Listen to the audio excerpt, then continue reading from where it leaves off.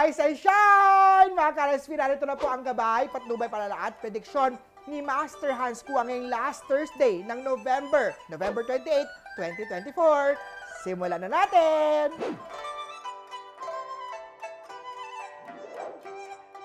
Let's start with Year of the Rat. Positibong araw sa mga single, engage in social activity and meet new people. Pwedeng makakilala ng someone interesting. Pink at tuwang swerte kay Year of the Rat. Para naman tayo sa Year of the Ox. May lalagay ka sa spotlight dahil ikaw lamang ang may skill na kailangan para magawa ang trabaho.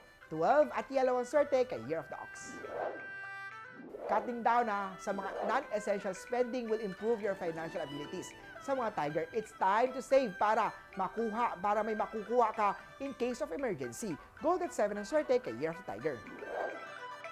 Para naman sa Year of the Rabbit, focus lang sa diet sa araw na to. Kumain ng fruits at vegetable para high in fiber. Lavender at 15 ang swerte kay Year of the Rabbit. Eto naman sa Year of the Dragon. Kung kaugnay sa designing, arts, or entertainment yan, ang trabaho o negosyo, magkakaroon ng career ng fabulous growth. Makakatulong ang pagsuot ng color green, number 5 ang swerte kay Year of Dragon. Sa snake naman tayo, huwag maging waldas sa mga financial blessing. Essential lang ang bilhin.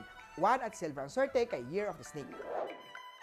Punta naman tayo sa mga Year of the Horsey, sa mga naghahanap ng relasyon na. Ingat sa mga relasyon ng mga unplanned pregnancy, pikot o unfaithful partner at third party. Lucky number ay 3, lucky color naman ay purple.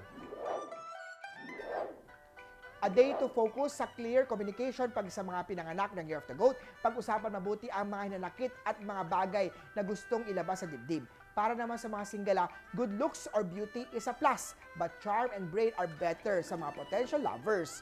4 at 3 ang swerte kay Year of the Goat. Punta naman tayo kay Year of the Monkey. Try relaxing exercise instead of exhausting mga workout upang hindi tamarin. Ito ay tulad ng yoga, somatic exercise at mga stretching. Peach at 8 ang swerte kay Year of the Monkey. Ito naman sa Year of the Rooster. Avoid risk at huwag basta magpautang. Huwag din mangako at baka hindi ito matupad. Blue at 13 ang swerte kay Year of the Rooster.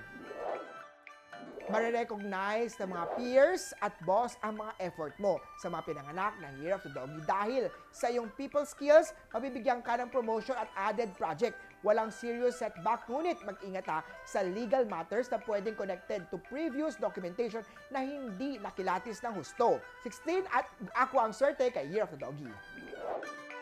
Siyempre, last but not the least, para sa mga pinanganak ng Year of the Piggy, mainam na magkaroon ng quality time kay Sweetheart Kabayak upang lalong tumibay ang magandang bonding. Magenta at 10 ang swerte kay Year of the Piggy.